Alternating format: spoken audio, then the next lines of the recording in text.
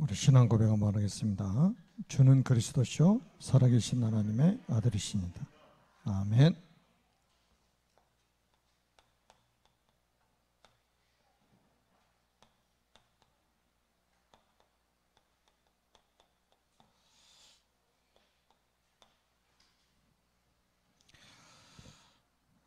우리가 지금 하나님께서 강단을 통해서 메시지의 흐름을 이렇게 쭉 보면은 우리가 주일날 오전에는 이 보좌라는 주제로 말씀을 계속 주고 계십니다.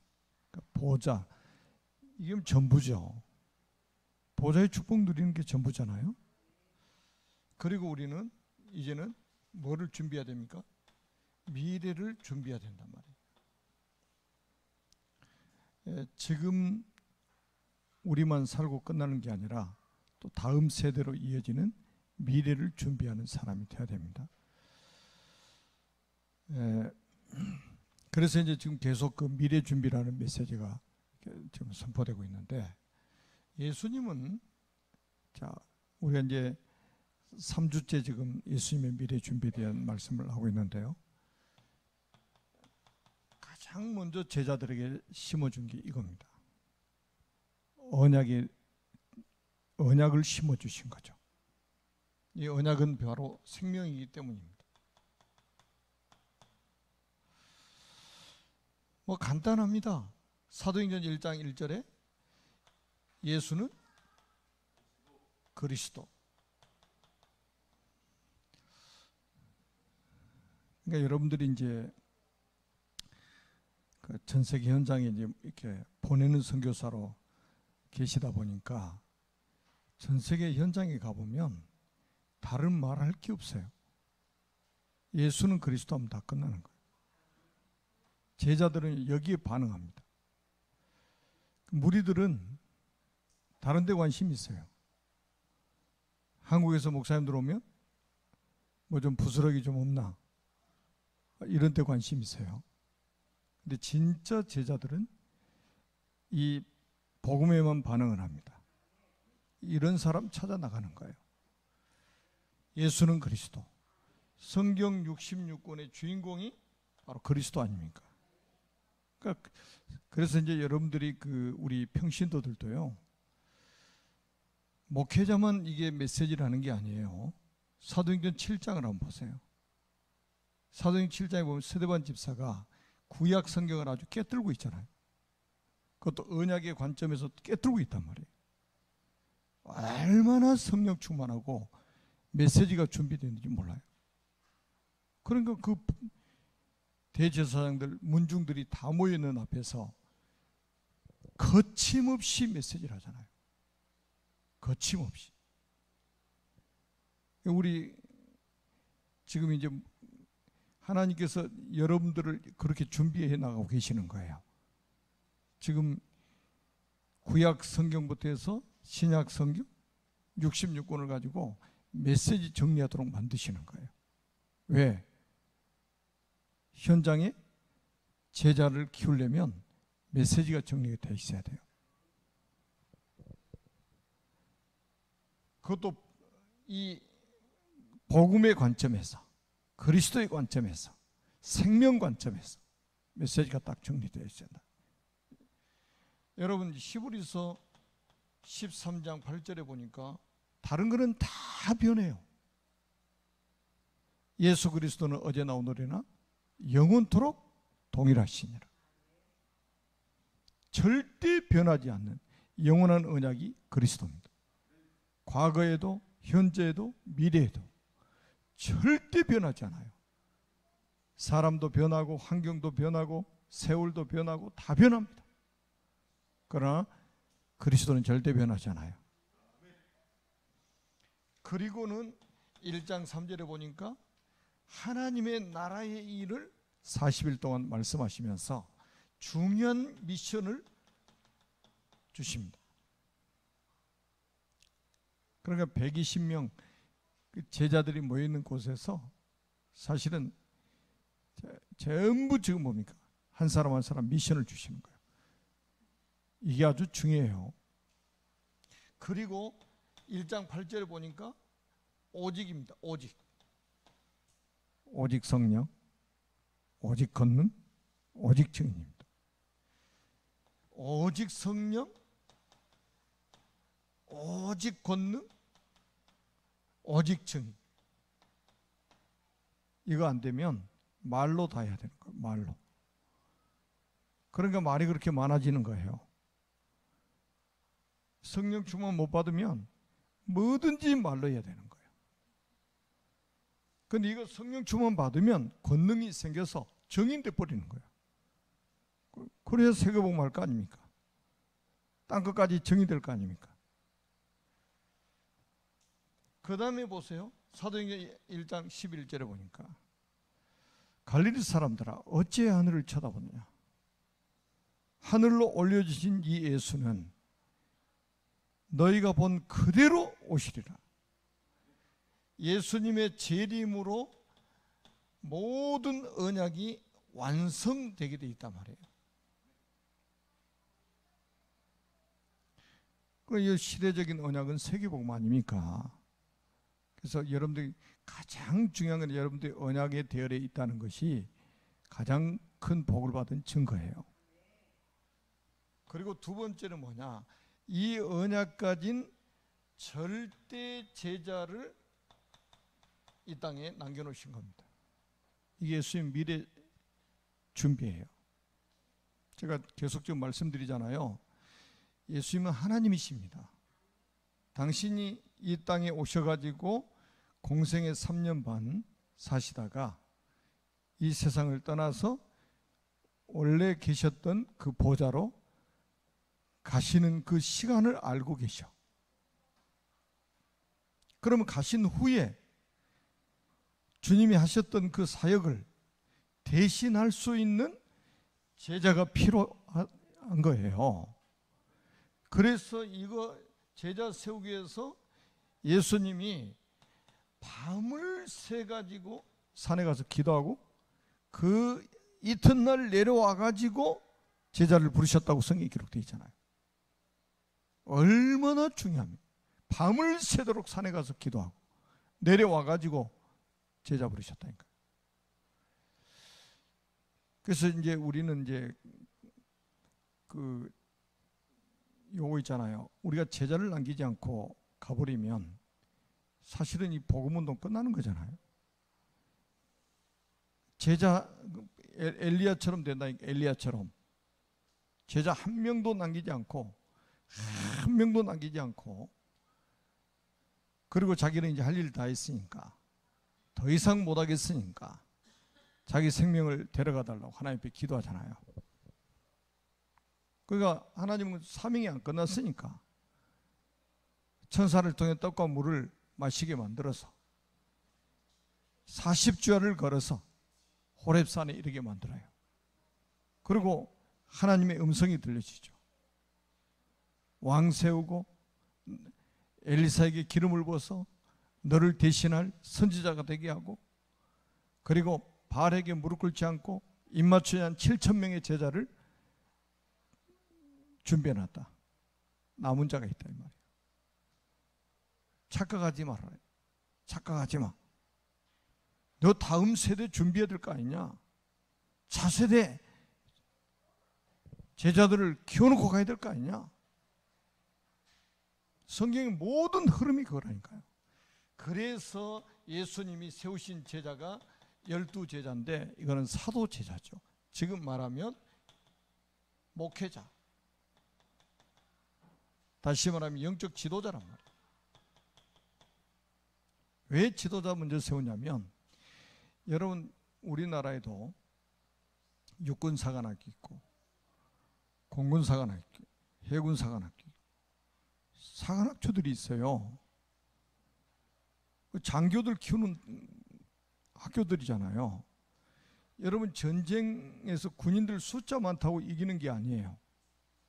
그 군인들을 움직일 수 있는 지휘관이 필요한 거예요. 지휘관이 없으면 오합지졸이에요. 아무리 숫자가 많아도 전쟁에 이길 수가 없어. 그래서 영적 장교를 키웠잖아요.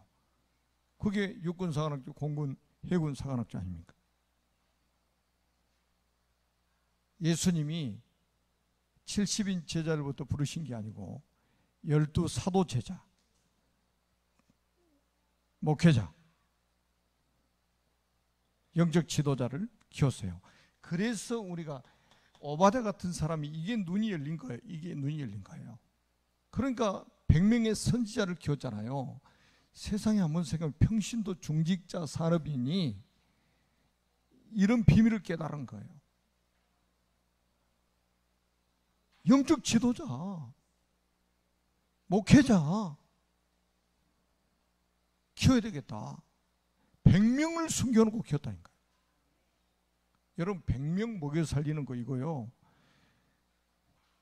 간단하게 생각하지 마세요. 요즘엔 4인 가족도 힘들다고 그러는데, 아니 둘이 사는 것도 힘들다고 그러는데 100명의 선지자를 굴에다 숨겨놓고 먹였다니까요. 뭐 때문에 거기다 생을 걸었겠습니까? 영적 지도자 키워야 된다. 그리고 나서 누가복음 10장에 보니까 70인 제자를 세우셔가지고 예수님이 친히 가시려는 각 지역 각 동으로 파송을 하시죠. 그러니까 이 70인 제자는 평신도 제자들입니다. 평신도.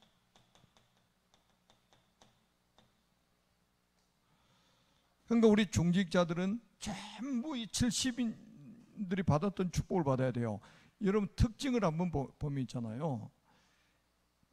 사도 제자들하고 70인 제자들하고 훈련을 거의 동일하게 받았어요.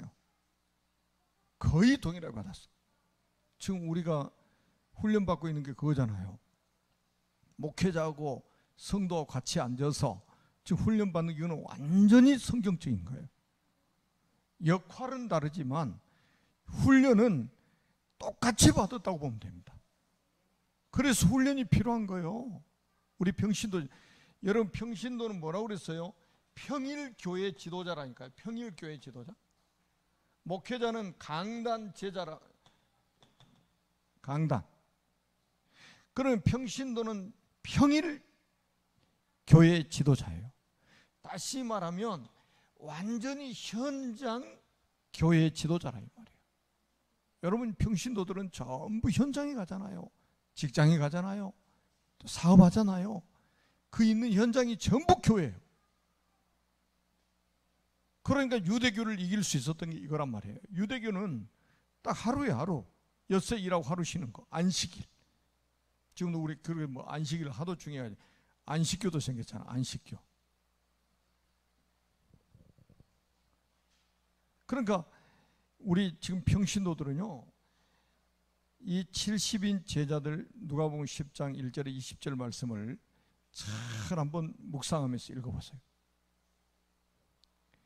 아니 목회자하고 평신도 지도자인 70인 제자하고 예수님이 거의 동일하게 훈련을 시켰다니까요.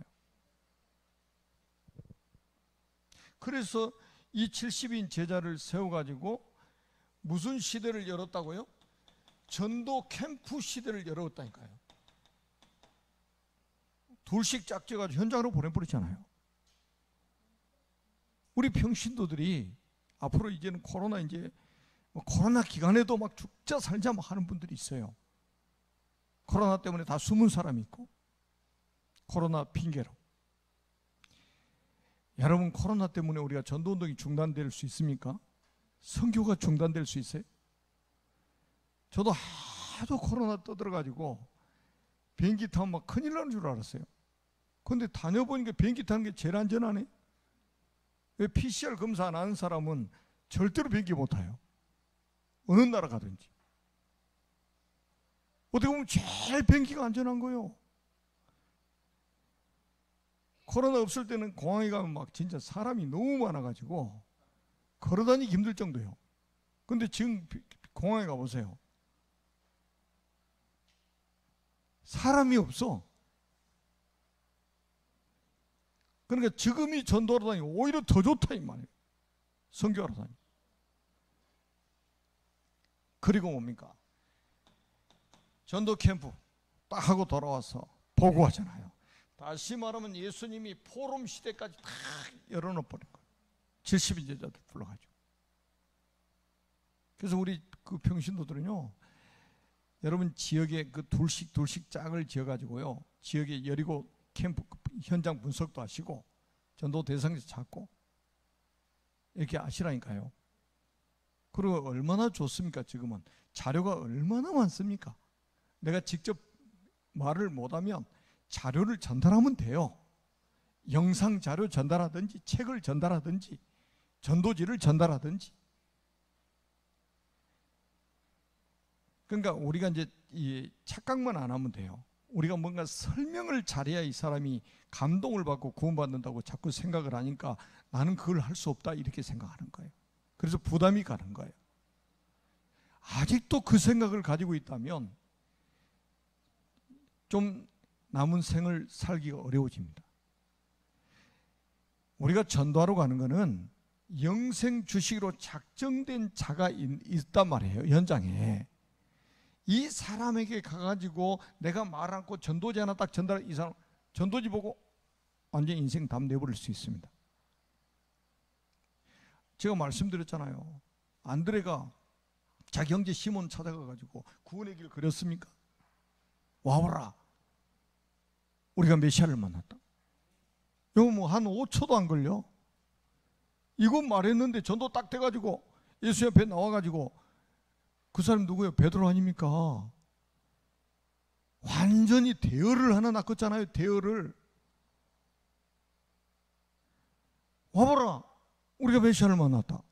이 한마디가 전도예요. 그냥 영생주의로 작정된 자, 이 시대의 절대 제자로 이 세상에 태어난 사람은 그 한마디가 답이 돼버린다니까. 절대 그러니까 뭐 내가 훈련을 많이 못 받아가지고 그러면 지금이라도 군대 입대하세요. 나는 말을 잘 못해가지고 그러다 축복 빼앗긴 사람이 있어. 그 누군지 아세요? 모세. 나 입이 둔해요. 혀가 둔해요. 뻣뻣해요. 막 그러다가 야 그럼 네 형 말 잘하는 네 형이잖아. 자기가 받아야 될 축복을 자기 형한테 줘버린 거예요. 자꾸 핑계대니까 하나님이 그럼 네가 못하면 네 형이잖아. 네 형. 그래서 형 아론이 제사장 가문이 돼버리잖아요.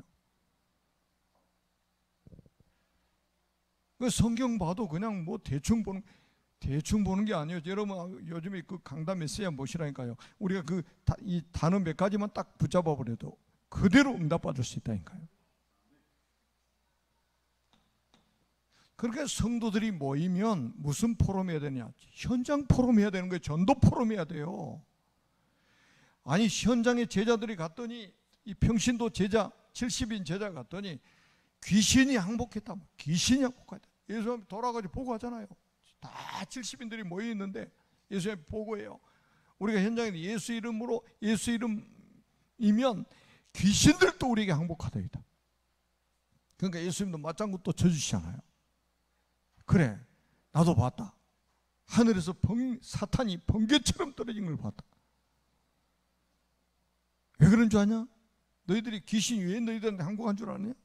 그게 누가복음 10장 19절이요. 내가 너희에게 뱀과 정갈을 밟으며 원수의 모든 능력을 제어할 권능을 주었으니 너희를 해할 자가 결단코 없으리라. 이 권세를 이미 받았기 때문에 가니까 귀신이 항복하는 거예요. 이 권능은 하나님이 주신 거잖아요. 여러분에게 다 주셨단 말이에요. 지금. 그러면서 본질을 말씀하시죠. 야, 귀신에 항복하는 걸로 기뻐하지 말고 너희 이름이 하늘에 기록된 것으로 기뻐해라. 진짜 너희들이 기뻐할 거는 너희들이 구원받은 것으로 기뻐해라. 하나님의 자녀된 것으로 기뻐해라. 하나님의 나라의 상속자가 된 것으로 기뻐해라. 이거에 포럼 하니까 딱 여러분 수정 보완 다 해주시잖아요. 뭐 만나면 뭐 밥 먹었냐? 만나면 어떻게 지냈냐? 백날 첫날 뭐 그 하지 말라는 소리가 아니요. 도움이 안 돼, 그거는. 그러다 불신앙도 팍 나오지. 여러분, 요 포럼이 딱 돼야 되는 거. 현장 포럼, 전도 포럼, 이게 돼야 된다. 말씀 포럼, 기도 포럼. 이 문화를, 이 시대를 주님이 여신 거예요. 그러면서 결국은 뭡니까? 120 제자를 남기셨잖아요. 120명의 제자. 예수님 마지막 남기신 제자는 120명이에요. 마가다락방에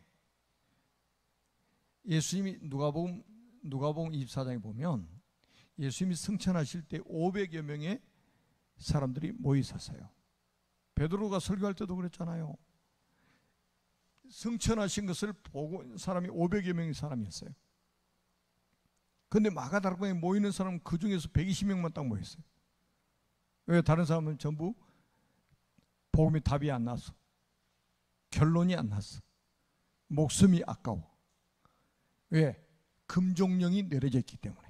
그리스도 이름으로 모이면 안 돼. 법적으로 금종령이 내려졌기 때문에 거기 가면 손해볼 수 있기 때문에, 거기 가면 죽을 수도 있기 때문에 못 가는 거예요. 아무나 못 가요. 완전히 복음에 탐난 제자들만 딱 갈 수 있는 거예요. 그게 120명이에요. 이게 세상을 뒤집어 버린 거예요. 이 제자, 그러니까 예수님이 딱 뭐 절대 제자는 저 은혜까지는 절대 제자. 이게 미래 준비요. 그리고 우리가 세 번째는 뭐냐? 예수님이 이 땅에 남기신 게 뭐냐? 교회라는 플랫폼을 이 땅에 딱 남겨놓고 가신 거예요. 유일하게 교회라는 플랫폼을 남기고 가신 거예요. 꼭 여러분들 기억하세요. 이 교회, 진짜 저 안타까운 게요, 이 중직자분들도 교회를 이해를 잘 못하신 분들이 많아요. 교회를 오해하는 분들이 많아. 여러분, 교회가 마태복음 16장 13절에서 20절에 보니까 주님이 질문을 하셨잖아요. 너희는 날 누구라 하느냐? 시몬 베드로가 대답하여 이르되 주는 그리스도시요 살아계신 하나님의 아들이시니다. 바요나 시몬아, 내가 복이 있도다. 이를 알게 하는 혈육이 아니요 하늘에 계신 내 아버지시니라. 와, 그러면서 이 반석 위에 내가 내 교회를 세우리니 음부의 권세가 이기지 못하리. 내가 내게 천국 열쇠를 주노니 내가 땅에서 무엇이든지 매면 하늘에서 매일 것이요 내가 땅에서 무엇이든지 풀면 하늘에서 풀리라. 여기는 앞으로 미래에 내가 이 반석이 교회를 세울 것이다. 약속이에요. 미래에 대한 약속. 여러분, 교회는 반석 위에 세우지. 반석이 뭡니까? 그리스도 아닙니까? 베드로가 했던 그 신앙 고백 위에 교회를 세우신 거예요. 교회 왜 반석 위에다 세웠습니까? 이 복음 전하라고. 교회 사명은 뭡니까? 복음 전하는 거예요. 복음 전하는 거. 교회 사명, 일 사명, 복음 전하는 거예요. 그리고 두 번째는 뭡니까? 음부의 권세가 이기지 못할 것이다. 여러분, 이 영적 전쟁 하는 게 바로 교회입니다. 그리고 세 번째는 뭡니까? 천국 열쇠를 주셔가지고 기도 응답 가지고, 기도를 가지고 보좌를 움직이는, 기도를 가지고 세계를 움직이는 것입니다. 골방에서 세계를 움직이는 거예요. 그러니까 가정에 이런 제자 한 명만 있으면요, 그 가정은 이 사람 중심으로 돌아가게 돼 있습니다. 그러니까 자꾸 타협을 하니까 이런 응답을 못 받는 거예요. 적당하게 타협해 가면서 신앙생활 하려고 하니까 절대 이 응답이 안 오는 거예요. 열쇠라는 것은 주도권을 가졌다는 말이기도 합니다. 열쇠가 뭡니까? 열쇠를 열어야 들어가고 나가고 할 거 아니에요. 열쇠를 열어야 차 타고 내리고 할 거 아니에요. 그 말은 주도권을 가진 자라 이 말이에요. 요셉이 왕이 아니고 총리였는데 결국은 애굽의 모든 주도권이 요셉에게 딱 넘어가 버리잖아요. 인장바지 왕이 빼주면서 자기가 타고 다니는 병거 타고 다니라고 그러지. 그리고 애굽 전역을 다스리라고 하지. 네 허락 없이는 애굽의 손발을 수족을 놀릴 자가 없을 것이다. 내가 너보다 높은 것은 이 자리밖에 없다. 의자밖에 없다. 이게 주도권이요. 왕이라도 이런 응답 못 받으니까 주도권을 요셉에게 넘겨주잖아요. 바울이 감옥에, 빌립보 감옥에 들어갔어요. 거기서 밤밤중에 바울과 실라가 찬미하고 기도했는데 옥토가 움직이고 죄수들의 매었던 사슬들 다 풀어지고 옥문이 다 열려버렸잖아요. 그러니까 간수장이 와가지고 뭐라 그래요? 바울 앞에 무릎을 꿇고 선생들아, 우리가 어떻게 해야 구원을 얻으리까? 거꾸로 돼버렸어요. 간수가 제수 바울을 찾아와 가지고 무릎을 꿇고 하는 말이, 선생들아, 우리가 어떻게 구원을 받겠느냐? 그때 나온 메시지가 뭐예요? 사도행전 16장 31절 아닙니까? 주 예수를 믿으라. 그러면 너와 내 집이 구원을 얻으리라. 하나님이 영적인 주도권을 주신다니까요.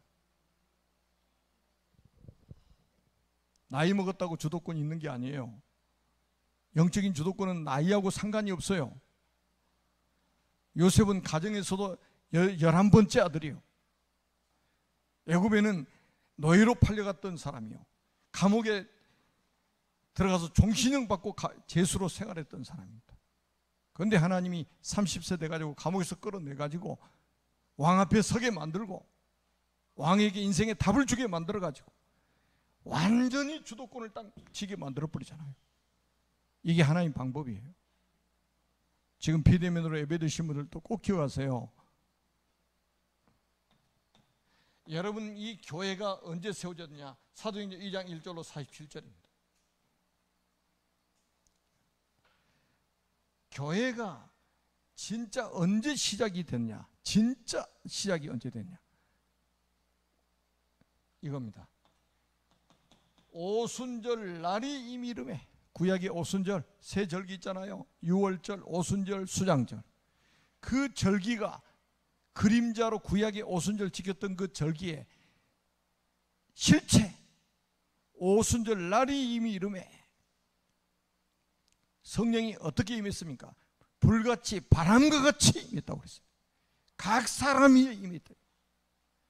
그러니까 이 보호자의 능력,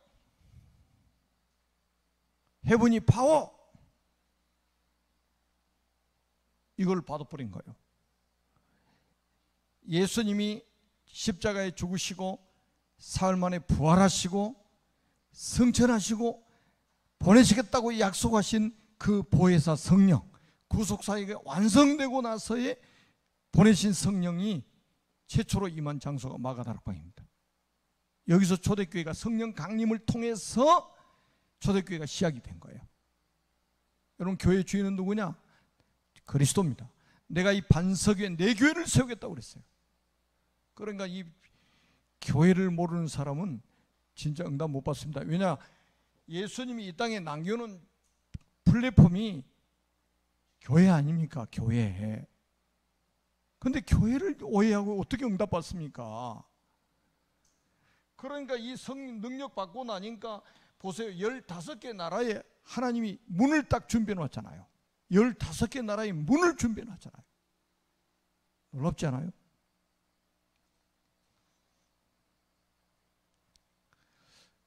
저는 막 요즘에 이 전 세계에서 부른다는 말이 무슨 말이지?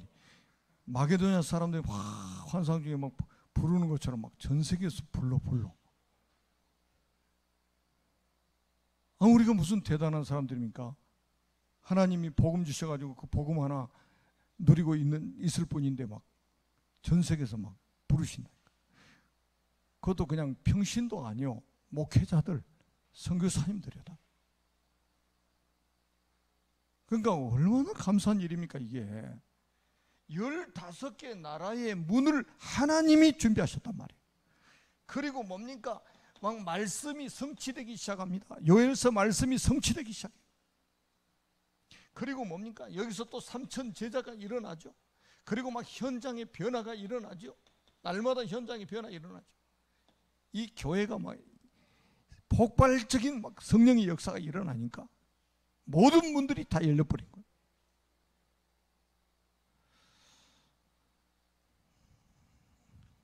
그래서 우리가 뭐 교회 가자 그러면 이제 말이 교회 가자 이 말은 교회당에 가자 이 말이잖아요.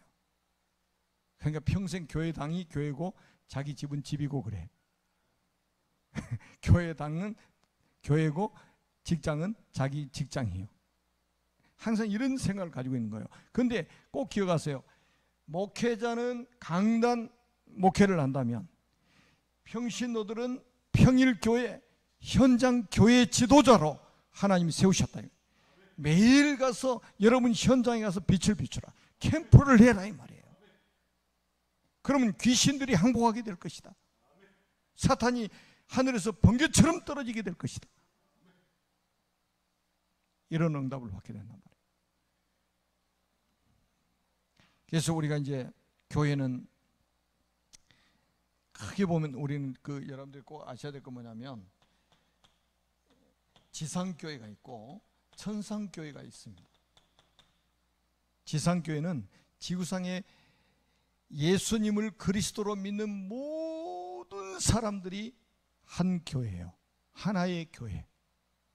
이거는 뭐냐? 지상교회는 영적인 전투를 하는 교회입니다. 싸워야 돼요. 뭐하고 싸워야 되냐? 사탄과 싸워야 됩니다. 귀신과 싸워야 돼요. 이 귀신에게 사로잡힌 3단체, 종교, 우상, 이거 싸워야 됩니다. 총칼 들고 싸우라는 말이 아니에요. 그 사람들 살려야 된단 말이에요. 완전히 사단한테 잡힌 사람. 천상교회는 뭡니까? 영적 전투에 승리한 사람들이 가는 곳이 천국 교회입니다. 이 교회는, 지상에 있는 교회는 천상교회의 그림자예요. 모형이란 말이에요. 그리고 교회는 크게 두 개밖에 없어요. 지상교회, 지상교회는 지구상에 예수님을 그리스도로 믿는 모든 사람이 하나의 교회라는 말이에요. 천국 가면 감리교, 천국 가면 장로교, 침례교, 순복음 이런 거 없어요. 이게 목회자들이 얼마나 이게 안 좋은 일을 했냐. 교인들한테 감리교를 심어버린 거예요. 장로교를 심어버린 거예요. 순복음을 시켜버렸어요. 각인시켜버렸어요. 그거 어느 지역에 가도 그 사람은 자기 교단 그거 있잖아요. 감리교는 평생 감리교 쫓아다녀. 장로교는 장로교 쫓아다녀. 장로교도 예수는 그리스도, 감리교도 예수는 그리스도, 순복음도 예수는 그리스도. 이거 해야 될 거 아니에요. 왜 교단을 쫓아다닙니까? 그렇게 만든 게 목회자들이에요. 그렇게 만든 게 신학자들이에요. 여러분, 천상교회는 완전히 승리한 사람들이 가는 곳입니다. 이 땅의 전투, 영적인 전투에 승리한 사람들. 이 지구상의 교회는 천상교회의 모형이라. 천국도 교회입니다. 완전한 교회예요. 완성된 교회입니다. 거기는 구원받은 사람들만 있는 곳이에요.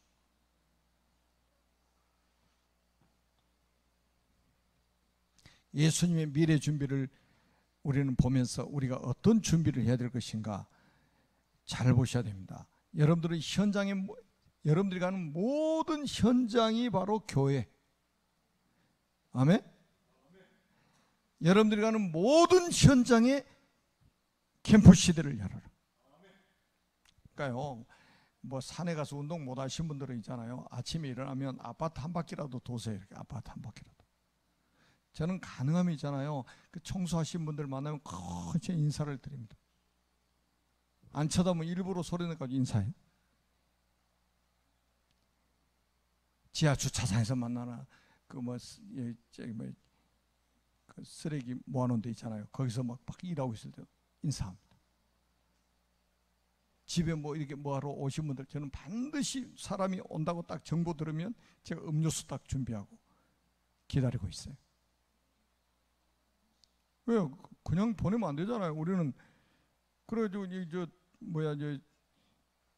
그 소도 가시는 아주머니가 딱 오셨다.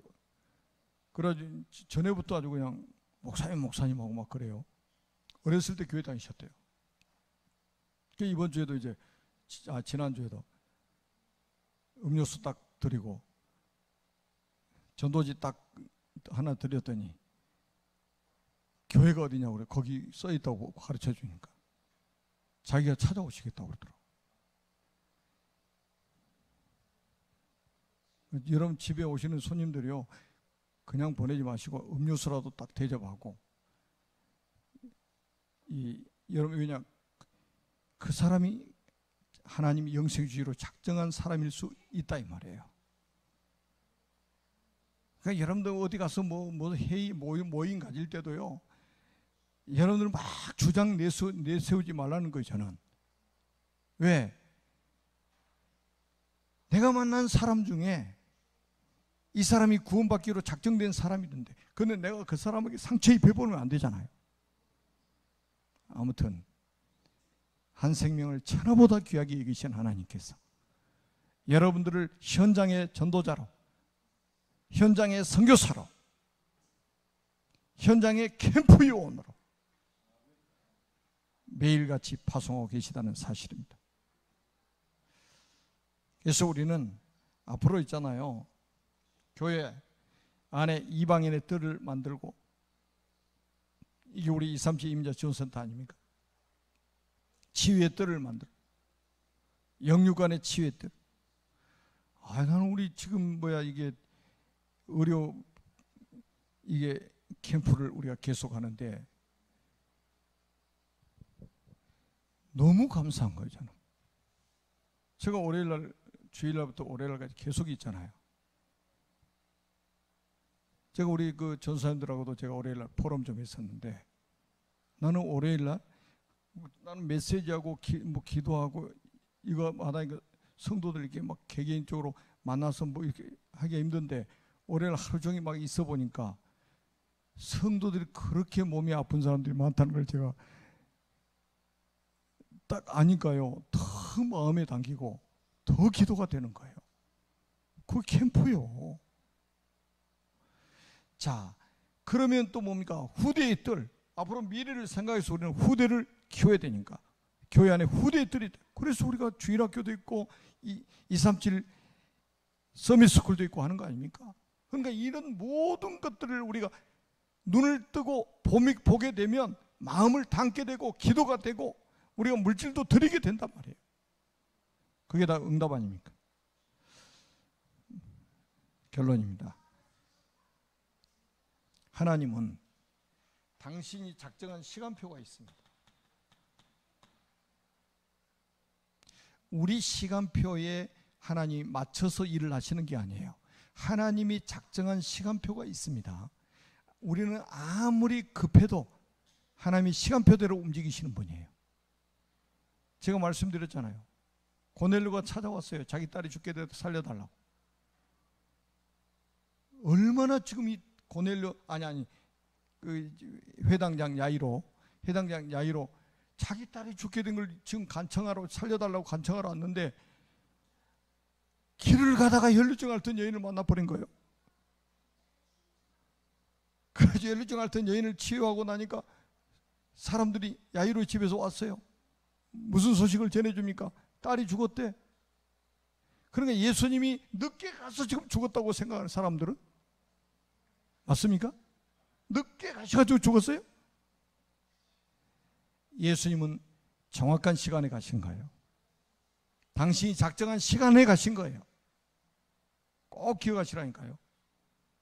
우리는 급한데 하나님 급한 게 없어요. 그러면서 뭡니까?